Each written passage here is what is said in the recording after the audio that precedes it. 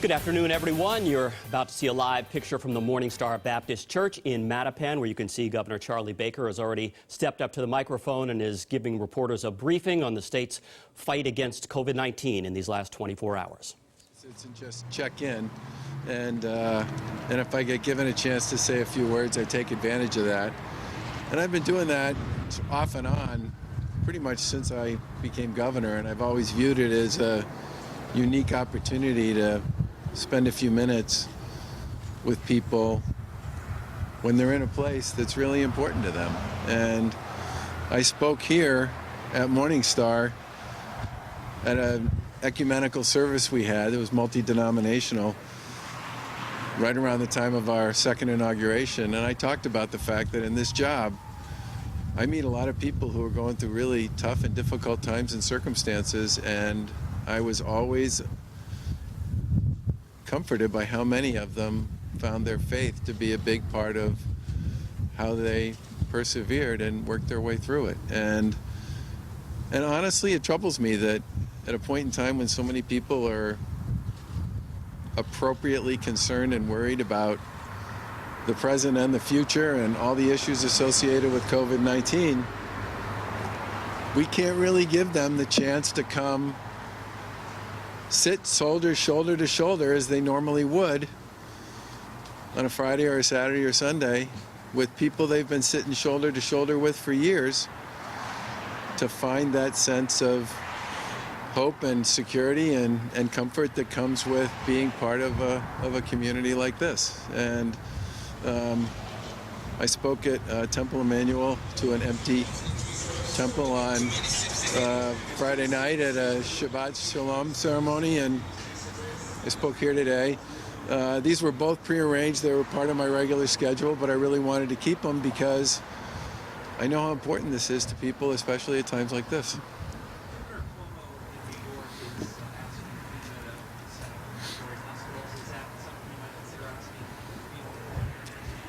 We had, well, FEMA and the Army Corps, for all intents and purposes, are hand in glove on this stuff. And we had a long conference call yesterday with the Guard, with FEMA, the Army Corps, folks from the command center, and other folks in our administration, and Mayor Walsh and his chief of staff, Catherine Burton, and Brian Golden, who is the mayor's head of the BPDA, all to talk about sort of what the Corps' capabilities were, how their process worked, and how, if we were interested in pursuing that option, which we are, we would go about engaging with them. And I fully expect that over the course of the next few days, we will be offering up a variety of sites to both FEMA and to the Corps, and saying to them, help us understand if these sites are consistent with what your capabilities are and how they would work in a process to try to create additional capacity to deal not just with COVID-19, but in some cases to make capacity available to deal with other issues that people are dealing with, because people will be dealing with COVID-19 cases.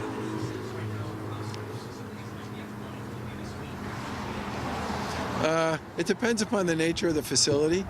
If you're talking about, a nursing home that was open until fairly recently is closed, that's a much different issue than if you're talking about actually trying to construct something from scratch. But these guys said they can put those field hospitals up once sort of the details are determined and the contractors are in place, and the feds and FEMA have lots of those folks in place to begin with. I mean, they can put that stuff up in 2 or 3 weeks. In terms of how much capacity, I guess, that would add to what we currently have, any feel for how many of these makeshift hospitals? Well, keep in mind, they're not, if you're using existing facilities and just repurposing them, that's different than if you're trying to set something up literally that's kind of a stand-up from scratch. But between dormitories and hotels and decommissioned hospital beds and nursing homes, I mean, we have a lot of different kinds of capacity that can be brought up relatively quickly. And one of the things the command center is working on with the folks in the healthcare community is what the actual requirement would look like, where it would need to be in terms of the Commonwealth generally, and what kind of capacity it would be. In some cases, you're talking about post-acute care And in some cases, you're talking about other kinds of support. Governor, would that allow for more widespread testing or more on-demand testing of people who are less sick? Well, the feds opened up the testing aperture about 10 days ago, and we've increased our daily testing by almost 75% since then. I fully expect, I said this for a while, that the goal here is to dramatically expand testing, daily testing in Massachusetts, both in terms of who gets tested and how many people get tested, and to then use that data to do tracing and isolation. That has been the strategy that has been most effective in other countries. And it's got to be a core of the way we deal with this.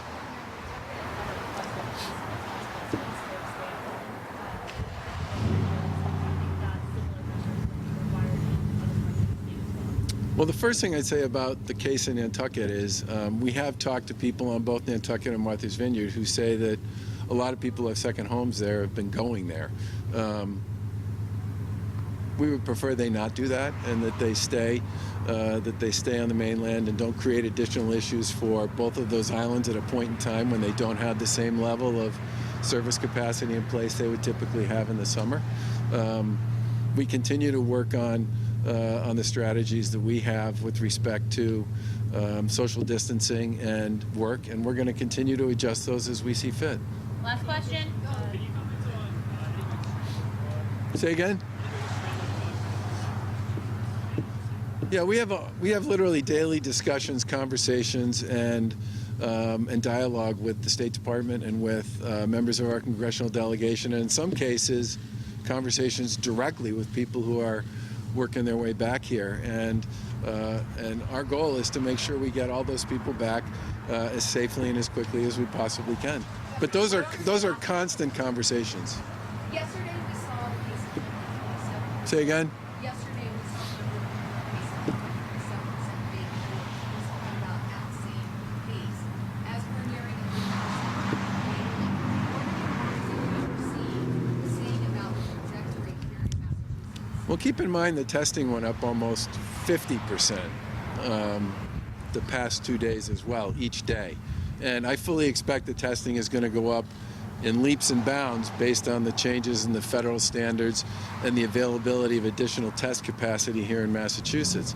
And I've said now for 5 or 6 days that as we test more, we are going to find more people who are infected. And that's then going to lead to a lot more aggressive approaches to deal with tracing and isolation. But I think one of the key elements of success in dealing with this is amping up dramatically our testing capability so that we can identify people who are infected, so that we can then create isolation processes for them and for those they've come in contact with. That number is going to climb, and the reason that number is going to climb is because we're testing more. That's not necessarily a bad thing. And by the way, people are recovering at the same time that new people are coming on. So there's two numbers you got to pay attention to. One number is the number of new tests that come up positive. The second number is how many tests are actually being delivered. And the third number is how many people are recovering. And the fourth number is how many people are being hospitalized. And then the worst one of all, of course, is the number associated with those who have passed away. And we actually had our second person pass away as a woman in her 50s who had pre-existing conditions that would have made her vulnerable to this in the first place. When do you expect Boston to open to people who may not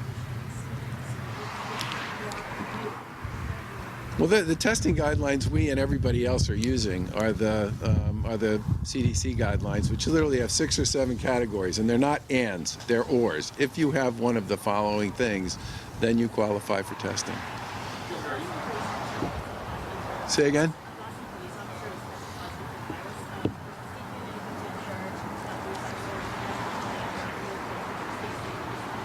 Well, we treat the first responder community as a Category 1, and they get tested they get tested 2 different ways. One is they are exposed to somebody who in fact is tested positive themselves. We test them and anybody else that they've been around. And then the second is if they develop symptoms, we test them and then do the same work associated with isolating them and whomever else they've been in close contact with. But they're a Category 1 play. Will there